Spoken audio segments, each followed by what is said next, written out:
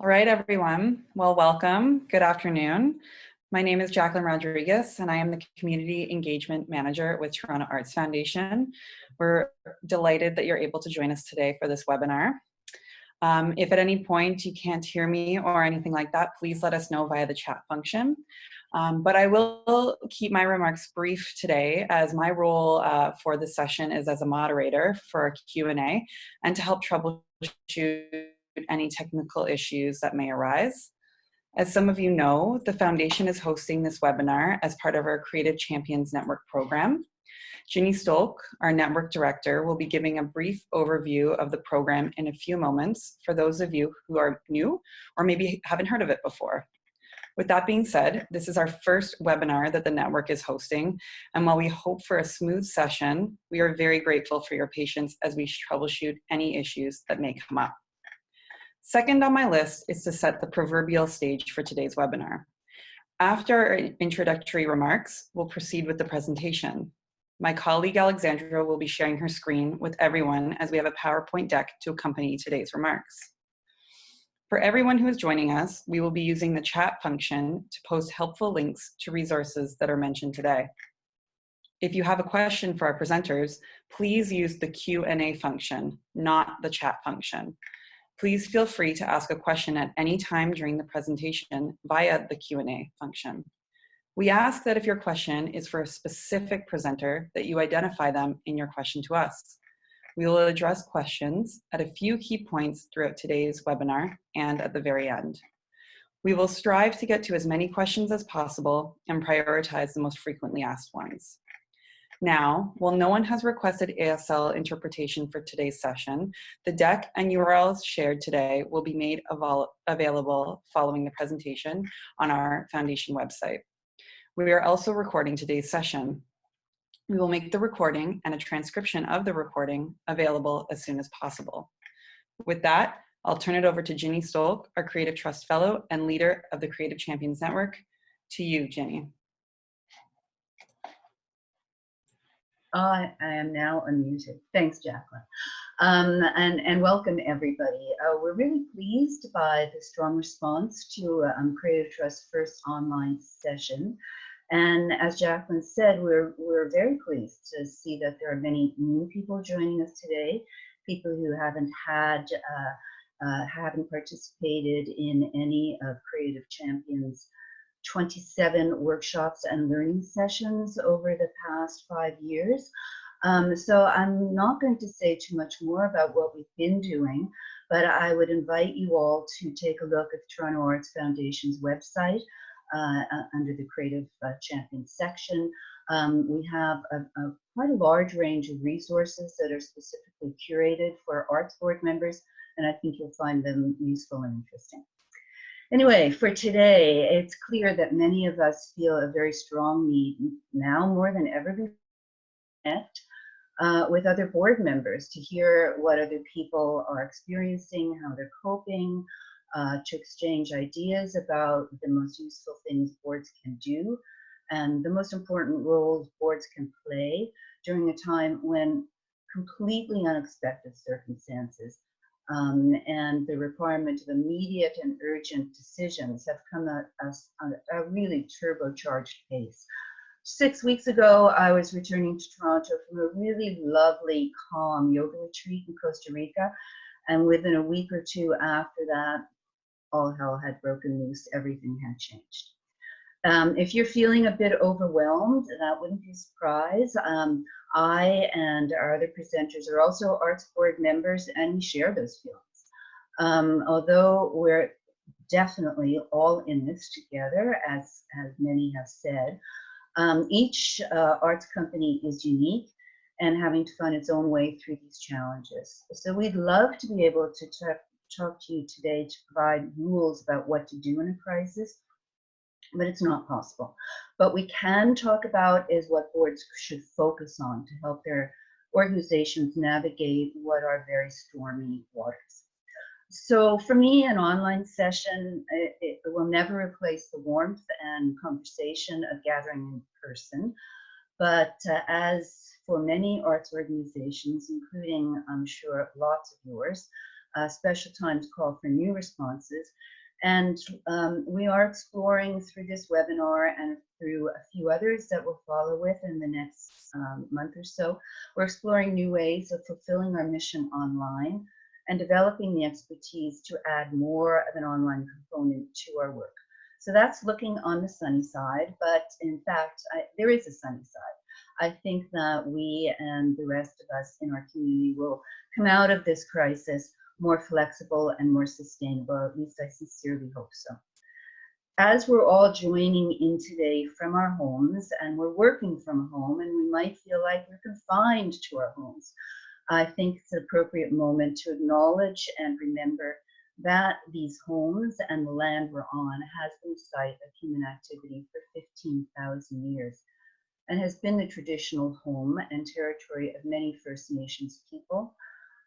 We live, work, learn, and share on this land as so many have done before us. Before I turn the session over to the experienced and wise and multi-board member and arts and nonprofit community leaders, Robin Cardozo and Helen Burstyn, I think that we can all agree that artists in the arts community have been showing immense leadership in this crisis. I've been nearly brought to tears by the deep sadness people are expressing as they cut short their artistic projects and plans and seasons.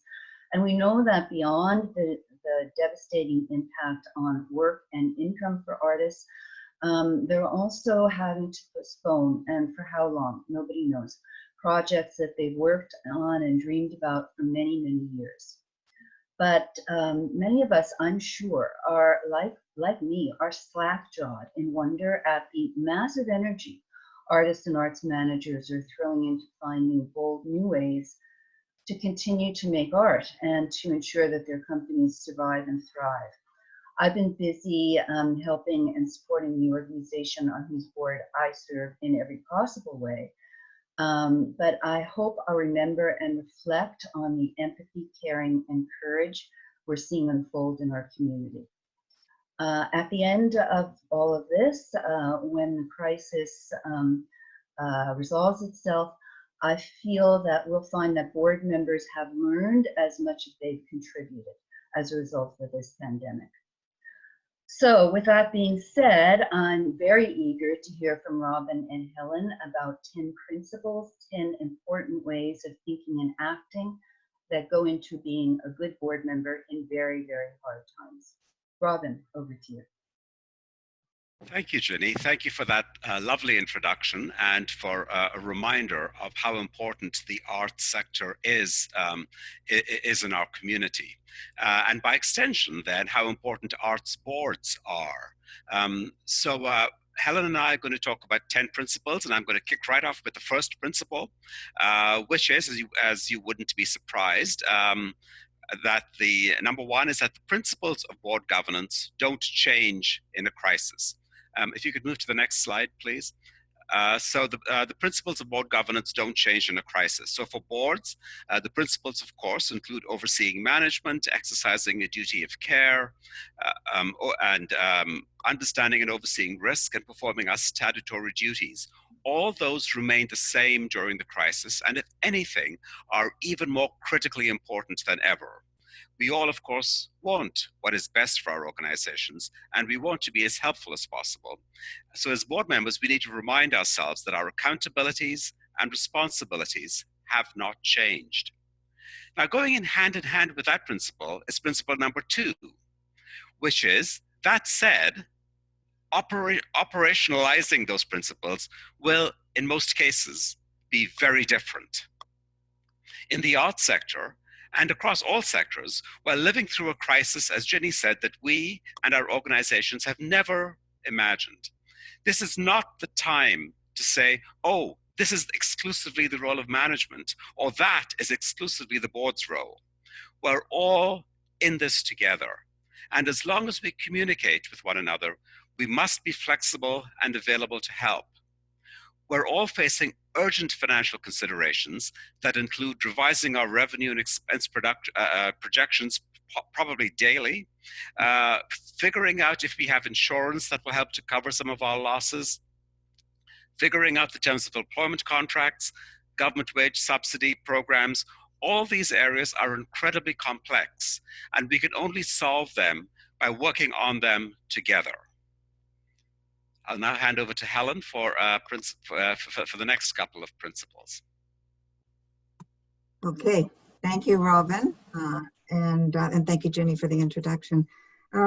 So, as we know, in a crisis, boards have little time to make extremely difficult decisions, and this is one very big crisis that came upon us very suddenly. So the financial realities of this crisis are hitting every arts organization very, very hard. And just about every arts organization has stopped its programming, they've laid off staff, they've closed down venues, canceled events.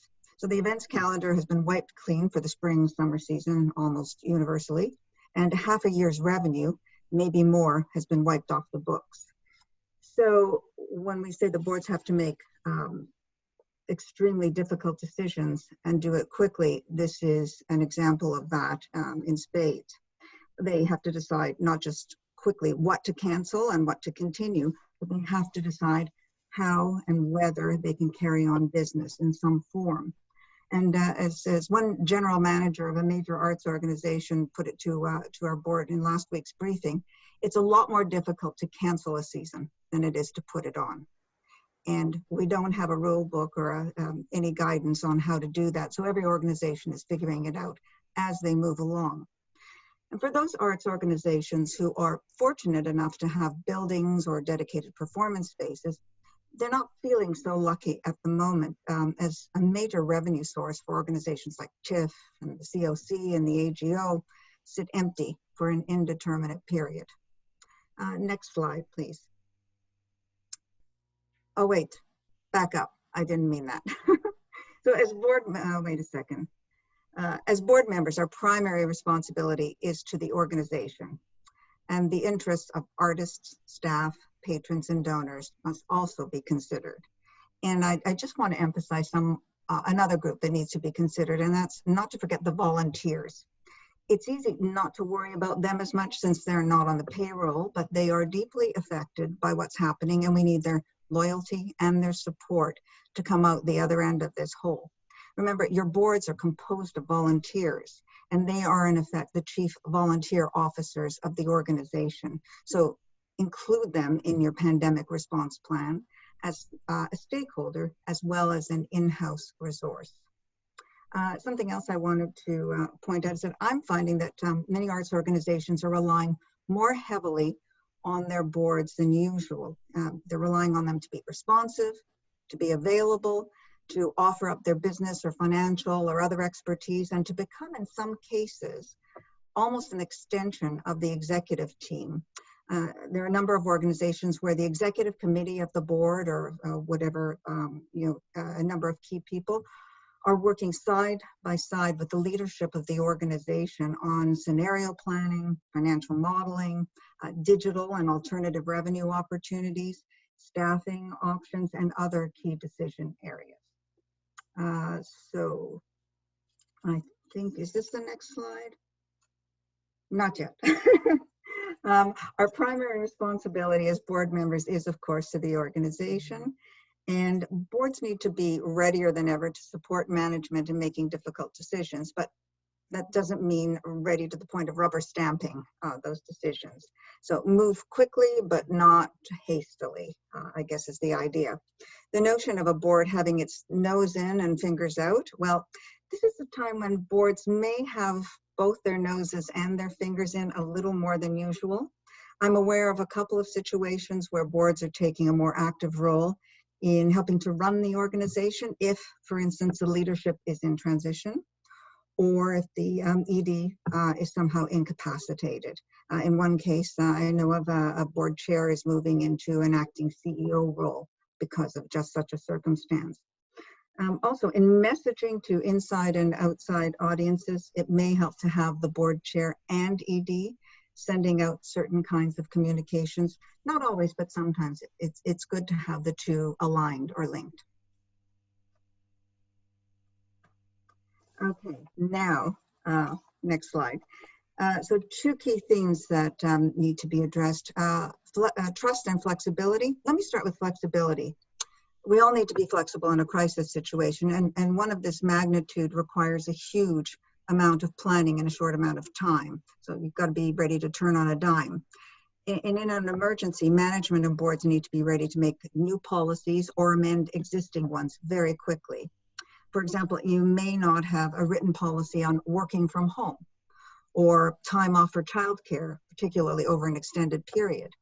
Current sick leave policies may be inadequate, and certainly none of them will have contemplated the circumstances we're now facing with a global pandemic of uncertain duration and outcome. Decisions to cancel a season or lay off employees or offer refunds have been made very quickly, and from what I've seen of arts organizations, they've been made very effectively, but they haven't been made, I believe, hastily. Bad decisions or badly explained decisions can erode trust and jeopardize important relationships inside and outside the organization. So it's up to the organization to instill trust in those affected by these decisions and demonstrate that these decisions have been made thoughtfully, carefully, and in the best interest of all concerned. One other point I'd like to make, how and when you communicate with staff is most critical for building trust within the organization. They're anxious, and what they need is not only reassurance, but a plan, and having that plan shared with them is important. They need to know what's happening and why, and that's a key to building trust within the organization as well as outside with stakeholders. Thank you, Helen. That's actually a very good segue to the next couple of points that I have, because I'm talking about our people in arts organizations. And I'll just for a moment pick up on Helen's point about flexibility. And some of the things I've been hearing are some very basic everyday policies that organizations haven't had to think about for a long time. So Helen referred to working from home. Well, it turns out that a lot of organizations, on the one hand, it may seem simple to say let's work from home, but for a lot of people who don't have Wi-Fi at home, what does the organization then do? You need to be able to very quickly make that decision about what to do with staff who want to work from home and may not have Wi-Fi. Another very nuts and bolts kind of thing is a lot of smaller organizations in particular have a check signing policy where one of the check signers for checks over a certain level needs to be a board person. Probably not that complicated in normal times, but when you now have the accountant and the board member at opposite sides, living at opposite sides of the town, what do? Well, you need to be able to resolve that. It comes back to the point that Helen mentioned about flexibility. You need to be able to resolve that kind of nuts and bolts issue very, very quickly. So moving on and linking to Helen's points about our people, I have 2 points about the people, and the first one is about the personal financial realities of our artists and staff in particular. And this is a complex area for us to navigate in the arts sector. Most artists are freelance, and while the organization may not have a legal responsibility, I think most will agree that we have a moral responsibility to be as supportive as one can. Most of our organizations are not flush with cash, but are there other ways that we can provide support to our artists and freelance friends and members of the family? So, for example, applying for some of the government programs, such as the CERB, the CERB, can be complicated. Can we provide workshops to make that easy or easier for the members of the family to apply for the CERB benefit? And in many cases, boards may not be, I'm not suggesting that boards would in many cases be working directly with freelance artists, but we do have a moral obligation to ask the question. Even if an organization has 1 or 2 staff and a couple of dozen freelance people or more, it's still, as board members, we still have, I think, a moral responsibility to think about our members of the family and to ask the questions about the personal financial realities of the members of the family. And tied into that, my next point which is also about our people, is about the safety and security of artists, staff, volunteers, as Helen mentioned, and patrons. Now, this question has turned a lot just in the last few weeks. I think 3 or 4 weeks ago, when we were talking about this, it was really about when to close our doors, when was a safe time to close the doors in order to think about the safety and security of our people, and including our volunteers and our patrons. Today, just about everybody has closed the doors. If we didn't choose to do so ourselves, we did it because of government policies. Now, as we're starting to look ahead, we're hearing governments talk about what would be the conditions to reopen parts of the economy, parts of the community, and to reopen things like arts organizations and so on. So as board members at our organizations, are we going to just wait for the government to say, okay, it's time to reopen? Or are we going to think about the realities of our own organization? What are the specific risks and opportunities at the organization based on the kind of based on the ways that we deliver our arts programs, based on the facility that we're in? Can we offer safely socially distanced programs? Some of us may be able to, and some of us can't. So these are issues of programming, they're issues of the future of the organization, the questions about safety, the questions about risk, so the questions that I think that we are suggesting that boards need to be critically and closely involved in discussions with management, and they're really examples of the kinds of questions that management and boards need to be thinking about and working through together. So those 2 points about personal financial realities and safety and security of our artists, we're suggesting are really important for boards to be thinking about and to be starting to think about now. So we've now been through 6 of our principles, and we're thinking that this might be a good time to pause and ask Jacqueline and Alex if we have received any questions that Helen and I can address. We have one in the docket right now. Let's see. An anonymous attendee is asking, it seems like more is needed from boards right now, but how do you navigate a situation where a board member have much lower capacity? We are an organization, like many, that works within an anti-oppression model and prioritizes the care and consideration of board members who might also be low-income earners, caregivers, etc., which affects their ability to contribute right now. Do you have any suggestions or tips to work with the skeleton board right now and staff that is also grappling with the mental health effects of this crisis? Well, why don't I kick that off and then ask Helen to join as well. Thank you for that question. That's a really important question, and it's important for us to reflect on organizations like yours because I'm sure you are not alone.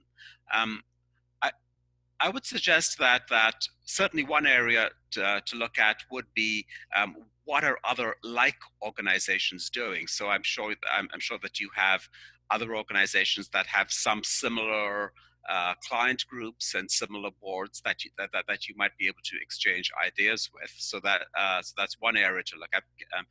Is there an opportunity for some of you to come together and look for resources that you can work on together? Another idea would be to draw on to have a brainstorming session with your board and your fledgling staff. So I'm gathering that it's a small board and a small staff group, but to come together and have a joint brainstorming session about who knows whom in terms of available resources that you could draw on. And if those resources, as you suggest, are not at the board level, are there friends of the organization or friends of the sector that you're working in who could spend some time to lend their expertise? And I know that Helen would like to talk about the Lean program as one area to look at. So maybe I'll turn over to Helen now, that you might want to talk about Lean and any other observations you have, Helen. Okay, thanks, Robin. we can't treat arts organizations as all the same. They're very different in size, for one thing, and so is the capacity of their boards very different. So with smaller boards and smaller organizations, they face particular challenges, and their boards are going to be just as stretched as the smaller organizations are themselves. So collaborative efforts or consulting with other boards, maybe those that are larger, is one way to go about it, or maybe ones that are comparable or have adjacencies, they're related to yours in some way in the community. And there may be a way of collaborating on some kind of shared understanding. There are also, because the arts and culture sector is, we know, very creative and very effective. And a number of organizations have come together practically overnight to help the sector navigate some of the issues that they're facing right now. And one of those organizations that Robin referred to is LEAN. LEAN stands for Leadership Emergency Arts Network. And you can contact them at leanartscanada@gmail.com to get more information, or I think there may be a site where you can go to find out how to join, how to participate, and how to benefit from the mentorship and advisory services that they are offering to arts organizations of all sizes. Now, Ginny, I believe you're a member of LEAN. I am too. Robin, I don't recall if you are or not, but we're advisors, and our role is to take, say 3 or 5 different organizations that need support and provide hands-on support, advice, where we can to those organizations. And I believe that there are other collaboratives of this kind forming throughout the sector. I mean, I point to the session we're involved in right now, which is a perfect example of how we try to help other organizations of all sizes navigate particular issues. So. Thank you. Jacqueline, were you going to say something at this point? Nope, I think right now we have another question, but it will be best answered by Susan after her presentation. So I think we're ready to go forward. Okay, perfect. So back to you, Helen. Okay, thank you. Can we have slide 7, please? Okay. Yes, boards can play a huge role in assisting with fundraising, and I might add with maintaining financial stability, because fundraising is pretty tricky at a time like this. Maintaining financial health is a necessity and requires a lot of planning at this point. So fundraising revenue for most organizations is taking a huge hit, of course, and so is earned revenue, by the way. Board members can be very helpful in a number of ways, and one of those is by communicating with donors and shareholders, stakeholders, something that should be carefully coordinated and thought through so there's no overlap in pleas for support. And I also say this is not a time where there should be outright pleas for financial support. We know every organization is hurting financially, and this may not be the time, or it may not be, whatever the way, it's not the right way to appeal to donors unless you do it very carefully and in a coordinated way. So most charitable organizations in the arts sector and beyond, of course, are communicating with donors, not by asking for money at this stage, but just keeping in touch, providing updates, asking for advice, and suggesting that any other form of support would be welcome, and leaving it at that for now. Several of my arts and other boards have really stepped up, though, and we're seeing people on the board and others being asked to donate back tickets, to cancel performances, for instance.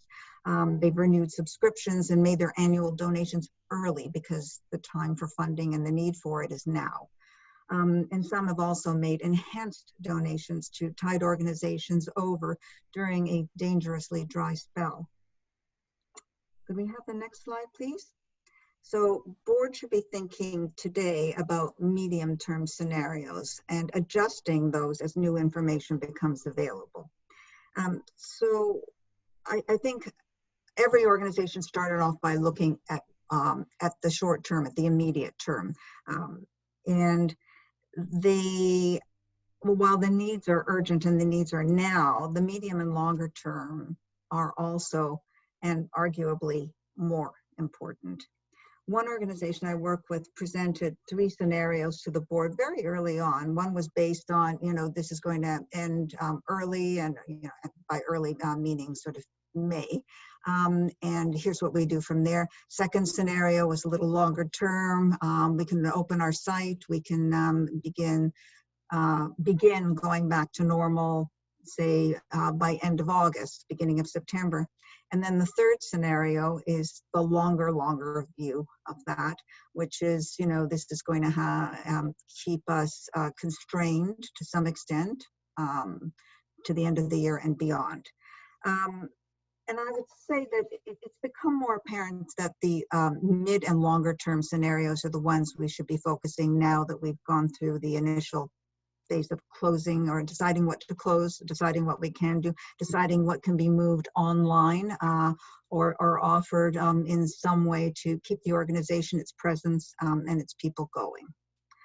The most optimistic scenarios have been abandoned for the time being. And the point is that really it's about rolling scenarios, and those scenarios are changing constantly, and they must be changing responsively. So what kinds of questions should boards and their organizations be asking if they're going to be planning for an uncertain future? They could be asking, what will the arts and culture scene overall look like when the worst is behind us? How will we rebuild what may be a completely different organization and a completely different landscape? Are we prepared for a range of possible incomes? And again, that's part of the scenario planning. And is this an opportunity to rethink the organization and the operating model? Can I have the next slide, please? So at a time like this, risk oversight remains and even becomes a greater board responsibility. It's never been more critical. So as revenues are dropping and doors have closed on programming, the board needs to keep its eye on the top organizational risks. And if your organization doesn't already have a robust risk management framework, and okay, this would probably be the case for smaller organizations, this is not the time to develop one. What you need to focus on instead is the top 2 or 3 risks your organization faces and how those could be mitigated. There are resources available, and we spoke about them earlier in response to the question, to help the sector, to help organizations within the sector come together and get advice and support from something like LEAN, the Leadership Emergency Arts Network. There are other organizations and other sources of mentoring and counseling and advice that can be turned to. But ultimately, a highly engaged and effective board can be your most valuable resource in identifying and managing risks, and so many other urgent important issues that arts organizations are facing at this time. Back to you, Robin. Thank you, Helen. And just to pick up on a point you made there, thank you about the resources available. I think I'll just use this opportunity to give a little plug for ONN, the Ontario Nonprofit Network.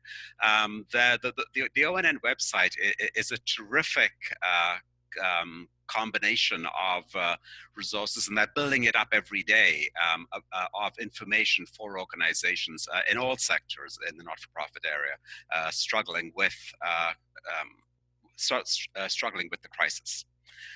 So with that, over to point number 10, which after what we've been saying won't surprise you, which is really to wrap up some of the points here. We're saying communicate, and start preparing for the future. So communication really is about communicating with all the stakeholders whom we've referred to. We provided examples of the value of communicating with donors just to let them know what's happening, the value of communicating with staff in a transparent and way, and keeping staff and freelance artists as engaged and as involved and as informed as possible. And the communication, because we're talking about the board here, the need for good and regular communication between the board and management or staff. Now, again, some organizations are very small, as we've said, and may not have a lot of resources to be communicating with the board every day, say. I'm on the board of a larger organization where we get an email from the executive director 3 times a week. I'm not suggesting everyone can do that, might have the resources to do that. So, but each organization needs to figure out what works best for the culture and the size and the realities of the organization to make sure that those communications between board members and management are as regular as they need to be, so that everyone is as engaged as possible. Now, looking to the future, just in the last few days, we've seen that governments and industry leaders are starting to talk about conditions under which the economy might start to open up again. So the boards of arts organizations are going to have critical roles to play in the sector. As I touched on earlier, I don't think it would necessarily be appropriate for the boards of organizations to say, oh well, the government has said we can reopen, let's reopen. I believe this will be an important decision for each organization to make on their own, based on the realities of their premises, their volunteers, their staff, their patrons, and what makes most sense for the organization. And so in some cases, Helen touched on this, that in some cases the organizations as we know them may not survive in their current structure, given the financial crises that many of us are going through and may continue to go through for some months to come. Now, that doesn't mean, though, that the mission and vision cannot be preserved in some new construct. And I think there are some good conversations already taking place in some quarters of the sector about how can we preserve all the wonderful things about the sector, even if some of the organizations will not survive in their current reality.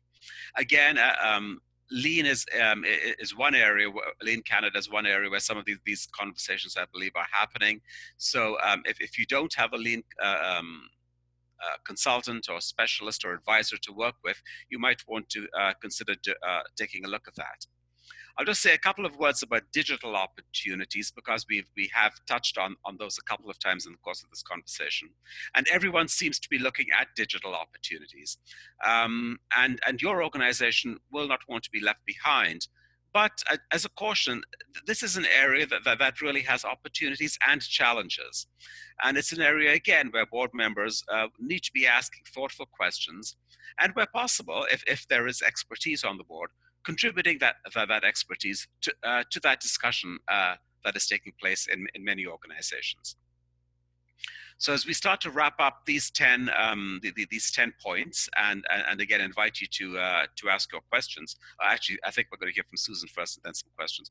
But I'll just say that, and picking up on Helen's summary points, that the wonderful arts organizations in our community have been through 2 months of crisis, and the end is still, unfortunately, several months away. There will be a period of rebuilding in a new world, when organizations and their boards will be challenged in ways we had never imagined. But the principles of board governance will continue to apply, and I have no doubt that with trust, flexibility, and communication, and with the remarkable talent and resilience in the artistic community that Ginny referred to at the outset, I have no doubt that Toronto's incredible arts sector will come through this crisis. So I think I can now hand it over to Susan. Is that correct? And we'll take questions after that. Susan has some wonderfully important information to share with us. I'm going to say just a couple of words as a transition between the very, very helpful grounding that Helen and Robin have provided. I think that one of the themes is that this is a time when it's more than all hands on deck to deal with the current situation, but all minds on deck. And we all know that that's not going to actually mean all minds. There will be some board members who will be less involved, and there will be some board members who are able and who desire to be more involved. And that basic sense of flexibility and caring, empathy, as well as the ability to think on your feet and to quickly deal with problems is just really the what we have to deal with right now. We have to deal with our own strengths as people, as board members, as people with experience in various ways, bringing that forward to help the staff in really hard times. So we are going to hear, unless there are other questions right now, and I don't think there are a couple of really interesting comments and thoughts that have come forward, and we will leave those. But I'm going to introduce Susan Wright, who is the Deputy Director of the Toronto Arts Council and the Toronto Arts Foundation. I think many of you know that TAC has been really on the forefront of supporting artists and arts organizations during the crisis. They've developed new programs of support, and that involves some very, very intensive and strong advocacy and quick advocacy on our behalf, on all of our behalves, with the City of Toronto. And they've also been key in getting information about out to the sector about the other financial help that's specific to or really well suited to arts organizations, including adjustments to compliance obligations that I know will help ease some of your minds. So Susan, could you take it from here, please? Yes, thank you. Thank you, Ginny. Thank you very much to Robin and Helen. I think those were some really interesting discussion points. So I'm going to very briefly just go over some of the financial tools that are available, focusing on arts organizations.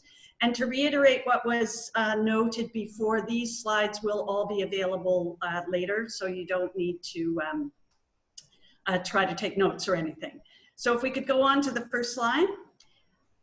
So just as a sort of basic reassurance, arts funders have all said, and I've listed them, Canada Council, OAC, the Toronto Arts Council, the Trillium Foundation, Heritage, the Ministry, the City of Toronto, have all said that they will work with any organizations that they have provided grants to, that they are providing grants to on an ongoing basis. And they're not going to be requesting grants be reimbursed. They are going to work with the organizations to make sure that postponements or cancellations can be accommodated. Many arts councils have committed to accelerating grant payments for core funded organizations. Toronto Arts Council has done that. We will be releasing 100% of grants funding to our annually and multi-year organizations as soon as the money is transferred in from the city. So we're looking at that, and we're hoping that it will be by early May at the latest. There are also some grant recovery programs that are beginning to be formulated. And I think there will be a lot more about these in the coming months, but we've heard several of the funders are looking at the possibility of recovery programs, whether that's just transitioning some project programs or something on a short-term basis into something more like a recovery program for this year. So with everything, all funders are encouraging grant recipients to be in contact with their program managers. Next slide. So now I'm going to actually touch on some of the very specific federal programs that apply to arts organizations. The Canada Emergency Wage Subsidy, this offers 75% of employees' wages at up to $847 per week per employee to employers. So this includes nonprofit arts organizations. This is something pretty much every arts organization should be looking into as a way to retain their employees at this time. It covers a 12-week period from March 15 to June 6, and it's a real option for many, many nonprofit arts organizations. The one thing to note, if your employees are receiving support under this wage subsidy, they cannot also be applying for the CERB, and I'll talk a little bit more about the CERB later. Next slide. Canada Emergency Business Account. This offers interest-free loans of up to $40,000 for any organization, including nonprofit arts organizations that have payrolls between $50,000 and $1 million. So, and they are forgiving $10,000 of that $40,000 as long as it's repaid by the end of December 2022. So this is essentially a free $10,000 for a lot of arts organizations that would fall into that size category, as well as sort of this short-term or 3 years actually loan of $30,000. Definitely worth doing if your organization, if you're not aware if your organization has signed up for that, you may well want to encourage them to do it. And it is offered through your bank. I know our organization received a note from the bank saying this is available if it's applicable, and it's funded by the federal government. Next slide. So a few additional program changes that may be relevant for your organization. If you have applied for Canada Summer Jobs, the subsidy is going up to 100% of minimum wage, and the end date for the employment is being extended to February 28th of 2021. So that's actually a change that is quite useful for organizations that typically use summer students. They'll be able to extend the time at which they would be bringing them on. Just note that you can't apply for that any longer. This is for organizations that have already been approved for that.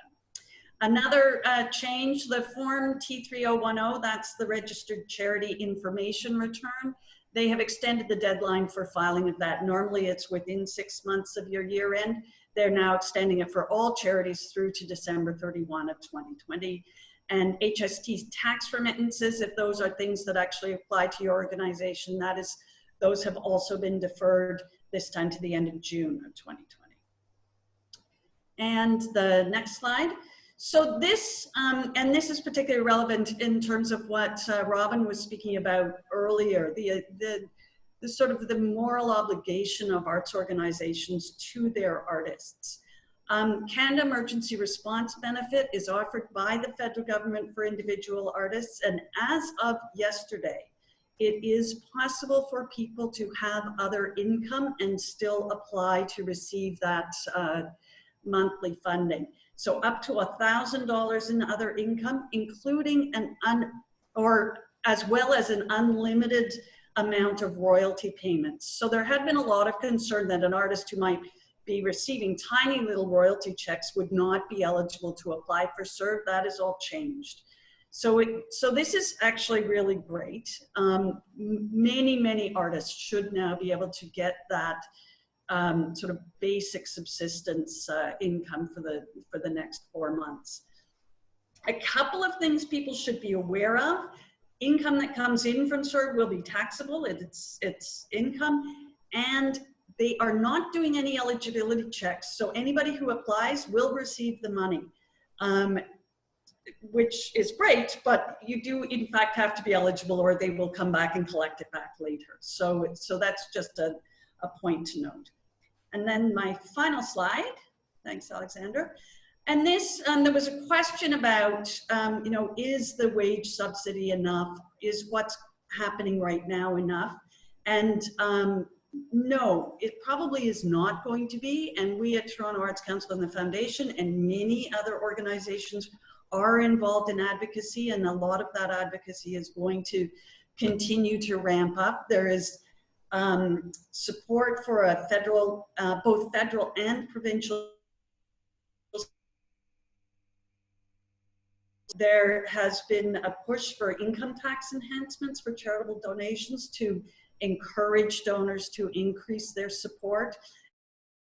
Discussion about universal basic income with this idea of CERB, that maybe that's something that could become more permanent. Those are just some of the initial thoughts, and I think that we will find that there is more and more advocacy as we go forward. And we have been, I think everybody's been very encouraged with the federal government's response to date, in that they have brought out programs and adjusted them as they've gone, so that there is not a sense that, okay, you've missed the boat. We're continuing to work, and I think the federal government will continue to work, and the provincial government will continue to work with arts organizations to make sure that the programs that they have are as applicable and sort of effective as possible. So that's it for my slides. I'm going to jump in here, Susan, because we have some questions for you. First question is for CERB, C-E-R-B, is other artist income based on when the work was done, when it was invoiced, when it was paid, or when it was deposited? Yes, good questions. I do not know the answer to that. My inclination would be to use whatever is most beneficial to you. Honestly, if it's not articulated in the application,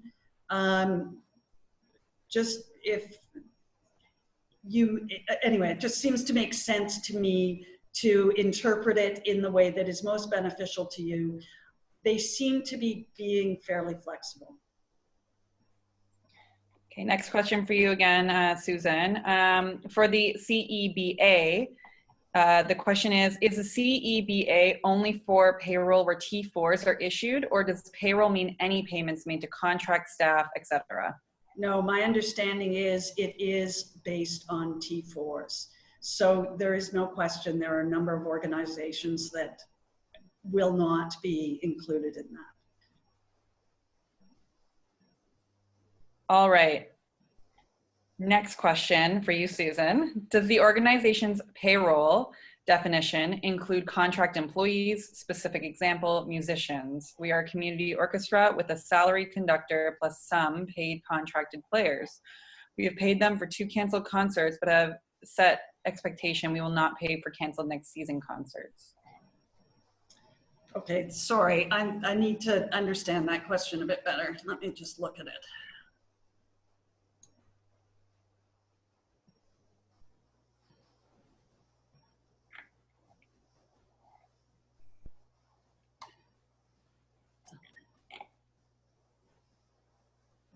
Right.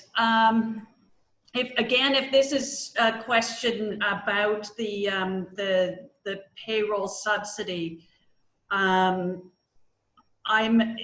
unless you're paying your contract employees and are including that in your annual returns through taxes, I think it won't count. But some of these very specific questions are going to be better dealt with at CRA than me, for sure. I think I have 2 more questions for you, Susan. One question is about the eligibility of CEWS. The eligibility of the CEWS requires the ability to demonstrate a fall in revenues from month to month, which is favorable for organizations that receive a steady stream of revenues. For those arts organizations that receive the majority of their funding in a particular month every year and can demonstrate a year-over-year fall in revenues, are they eligible for the CEWS? Again, this is going to be a question for CRA, but I believe that there has been some attempt to make that coverage apply to arts organizations. There has certainly been a widespread understanding of the issue that not all organizations will have immediately seen a drop in funding. It's what's to come. Right, and Susan, you nodded a little bit to this in your last slide there about advocacy, but there's a question here, and perhaps Susan, you can speak to it. Ginny, I'm sure you could as well. How can arts organizations best advocate or support others' advocacy for changes to existing government COVID programs or for future programs that will be needed for recovery? Ginny, do you want to take that? I'll say a couple of words. I think what's very interesting is what you said, which is that the governments, and it seems that's true at all levels, are actually listening. They have been adjusting very rapidly in response to people telling them how their programs are rolling out in real life and who's being missed and what people genuinely need. I think that the opportunity might be there for that to continue. I mean, it's actually something that that we're used to not experiencing. A lot of immediate listening and flexibility, but the doors do seem to have opened. So I know that there are many organizations, including Toronto Arts Council, Ontario Nonprofit Network, many others, that are going to be continuing the message, which is thank you so much for your help, and it would be much more helpful if it were done in this way, or you have missed thinking about something that we are very well aware of and that you probably aren't, because you aren't running an arts organization or on the board of an arts organization needing assistance. So all I can say there is that the more voices added to these things, the more people calling for adjustments, continuation of programs, the better it's going to be, because the door does seem to be open. I think that what we are hearing is that really everybody wants to see the arts community survive. They want our companies to continue. They don't want to see a crash in terms of the numbers or the types of organization or arts activities that currently are available to people. And they are listening. So speak up, find people who are maybe within your own sectors, who are pushing forward on certain issues. The service organizations, definitely. Board members might not be aware of the service organizations that are functioning, but it would be a great way for board members to take some of the pressure off their really hard-pressed executive directors if they were to take on some of the lead on the advocacy at this point in time, my thought.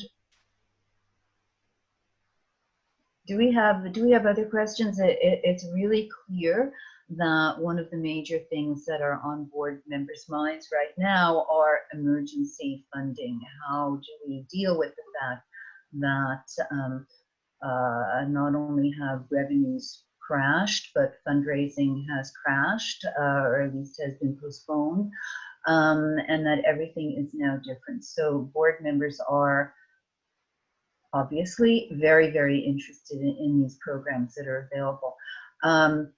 Just two comments there. One is that it really is, it is an opportunity to, as we said previously, to reach out to, if we're a small board, if we're a small organization, if we're a large board, and we've got just a small key group that are very engaged and very active. Now's the time to bring in other brains and other minds to help us through this. One of the people, and I can't recall right now, who made a comment on the chat function, said that at their board meetings, at their strategic discussions, they have invited 2 previous board presidents to join. That's such a great idea. Those are people who continue to care about the organization. Some of the key funders, some of the key partners would also, you know, they probably have maybe a bit more time, maybe the expertise, certainly the experience that can really sort of extend the human capacities of our organizations. So I love that idea. I absolutely love it. So Ginny, there are no other questions, and we are at the 1 o'clock hour now. Are we? Okay. Is there any wrap up? Yeah, there's 2 things. This isn't our last online webinar. It's been great, and so many thanks to Helen, to Robin, and to Susan. Like, there's been a lot that we've been able to offer to people that I hope will be helpful. Certainly we have found, as we expected we would find, that we are all in this together, that everybody is dealing in their own ways with different things. Our next 2 sessions still to be finalized in terms of details, even of time, but we do want to deal with the question of resilience, how to think about resilience in a time when, you know, maybe confusion is uppermost, but boards are well suited to think a bit longer term about the resilience, the ability of the organization to deal with this crisis and other things that come forward. And we are going to, with total optimism, have a final or a third webinar on recovery, because there will be recovery and there will be various ways of thinking about that and working towards it. So thank you, everybody. I just wanted to say that we've been hearing about people applauding for the healthcare workers, for the people who have put themselves on the line to help each other get through this horrible anxiety-producing situation that we're all involved.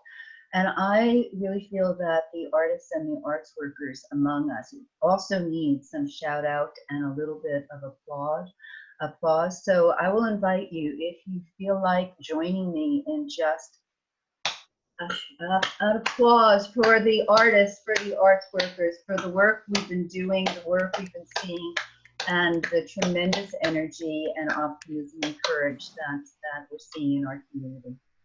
Thank you, everybody. Thank you. See you soon. Thank you. Thanks, everyone.